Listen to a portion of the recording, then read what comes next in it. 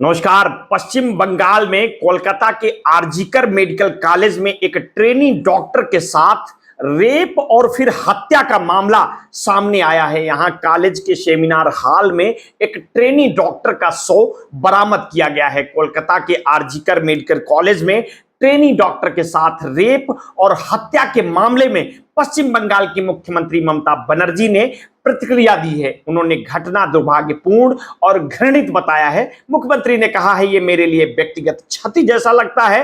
Resident डॉक्टरों का गुस्सा और मांग जायज है। मुख्यमंत्री ममता बनर्जी ने कहा कि मैंने मामले को फास्ट ट्रैक कोर्ट में ले जाने का निर्देश दिया है।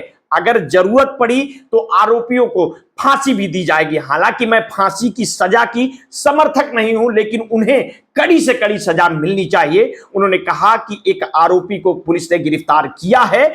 हमने यह सुनिश्चित किया है कि इस घटना को लेकर विरोध प्रदर्शन कर रहे एक भी डॉक्टर को किसी भी तरह की समस्या ना हो। जो लोग विरोध कर रहे हैं, अगर उन्हें लगता है कि उन्हें राज्य प्रशासन पर भरोसा नहीं है, तो वे किसी अन्य जांच एजेंसी से संपर्क कर सकते हैं। ममता बनर्जी ने कहा है कि जैसे कानून व्यवस्था सुनिश्चित करना हमारी जिम्मेदारी है, वैसे ही हॉस्पिटल सुपरिटेंडेंट की भी जिम्मेदारी है कि हम ये भी जांच करेंगे कि क्या उनकी तरफ से लापरवाही हुई है। मैं लगातार पुलिस के संपर्क में हूं। डॉक्टर अपना विरोध जारी रख सकते हैं, लेकिन साथ ही उन्हें मरीजों का इलाज भी करना चाहिए। यदि पीड़ित का परिवार किसी केंद्रीय एजेंसी से जांच की मांग करता है तो हमें कोई आपत्ति नहीं है, क्योंकि हमारे पास छिपाने के लिए कुछ भी नहीं है। कोलकाता के सीपी पूरे समय अस्पताल में थे और दोपहर 2 बजे तक वो मेरे संपर्क में थे। मुख्यमंत्री ने कहा कि जो आरोपी पकड़ा गया है वो मेडिकल कॉलेज में ही काम करता था। समुचित सतर्कता बरती जाए। किसी सहकर्मी को खोने का असर हर किसी पर पड़ता है। मेरे परिवार में भी 2 जूनियर डॉक्टर हैं। मैं पहले भी डॉक्टरों के साथ थी और हमेशा उनके साथ खड़ी रहूंगी। कोलकाता के पुलिस आयुक्त विनीत गोयल ने कहा है, 7 सदस्यीय एसआईटी गठित की है हमने। अगर परिवार या रेजिडेंट डॉक्टरों की ओर से कोई मांग है और ये किसी अन्य एजेंसी से मामले की जांच कराना चाहते हैं तो उनका स्वागत है। हम सुनिश्चित करेंगे कि आरोपियों को कड़ी से कड़ी सजा मिले। पोस्टमार्टम रिपोर्ट के आधार पर रेप और हत्या का मामला दर्ज कर लिया गया है। बता दें कि कोलकाता के आरजीकर मेडिकल कॉलेज की 3री मंजिल पर सेमिनार हॉल के अंदर एक ट्रेनी महिला डॉक्टर हर सुबह रहस्यमयी परिस्थितियों में मृत पाई गई थी। वो मेडिकल कॉलेज में ही पीजी सेकेंड ईयर की स्टूडेंट थी। पोस्टमार्टम रिपोर्ट से पता चला है कि पीड़ित डॉक्टर के साथ यौन उत्पीड़न किया गया था, फिर उसकी हत्या कर दी गई। अस्पताल के जूनियर डॉक्टरों के विरोध प्रदर्शन और कानून व्यवस्था को लेकर भाजपा द्वारा ममता सरकार की तीखी आलोचना के बीच मामले में एक व्यक्ति को गिरफ्तार किया गया है। पुलिस ने कहा है कि सीसीटीवी फुटेज देखने के बाद संदिग्ध व्यक्ति को गिरफ्तार किया गया है। उसकी गतिविधियां काफी संदिग्ध हैं और ऐसा लगता है कि वो सीधे तौर पर अपराध में शामिल है। ऑटोप्सी रिपोर्ट के मुताबिक ट्रेनी महिला डॉक्टर के शरीर के कई हिस्सों पर चोट के निशान मिले हैं। पुलिस के मुताबिक पीड़ित का शव अर्धनग्न हालत में बरामद किया गया था। उसकी गर्दन की हड्डी भी टूटी हुई मिली है। ऐसा लगता है कि पहले पीड़िता के साथ रेप हुआ और फिर गला दबाकर हत्या कर दी गई।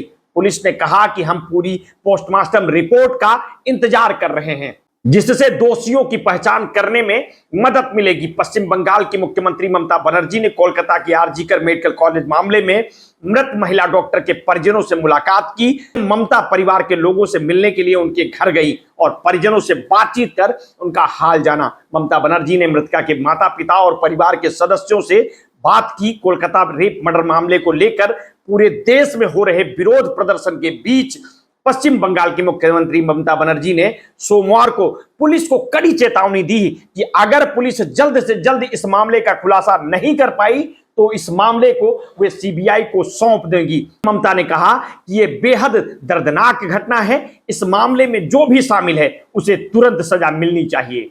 हम चाहते हैं कि इस मामले की सुनवाई तेजी से हो, क्योंकि तब न्यायिक प्रक्रिया तेज होगी। मैं इस बात से स्तब्ध हूं कि अस्पताल में नर्सों और सुरक्षा कर्मियों की मौजूदगी के बावजूद ये घटना हुई। उन्होंने आगे कहा कि मैंने पुलिस को बताया है कि पीड़ित के माता पिता ने भी कहा है कि अंदर से कोई इसमें शामिल है। हमने प्रिंसिपल और विभागाध्यक्ष, चिकित्सा अधीक्षक, सह उप प्राचार्य और इस अस्पताल से हटा दिया है। इस सिलसिले में शनिवार को एक नागरिक को गिरफ्तार किया गया है। इस मामले को लेकर अब पूरे देश में अलग अलग जगहों पर विरोध प्रदर्शन हो रहा है और सीबीआई जांच की मांग की जा रही है। डॉक्टर रेप मर्डर केस में जांच टीम को कुछ अहम सुराग मिले हैं। इस मामले का आरोपी फिलहाल पुलिस की गिरफ्त में है। पुलिस को बड़ी सफलता तब हाथ लगी जब पीड़िता के नाखून में मिली स्किन और ब्लड की जांच की गई। जांच में पाया गया है कि खून और स्किन आरोपी संजय राय के हैं। महिला ने आरोपी से बचने के लिए अपनी पूरी ताकत लगा दी थी। इसी जद्दोजहद के दौरान आरोपी के हाथों पर गहरी चोट और खरोच आई है, जो कि इस केस में बड़ी लीड साबित हुई। पोस्टमार्टम रिपोर्ट में कहा गया है कि मौत गला घोटने और गला दबाने के कारण हुई है।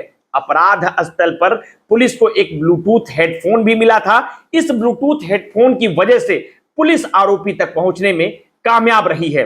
ब्लूटूथ हेडफोन आरोपी का था, यह इस मामले में उसके खिलाफ मुख्य सबूत बन गया। इसके अलावा वो सीसीटीवी फुटेज में भी घटना के संभावित समय देखा गया।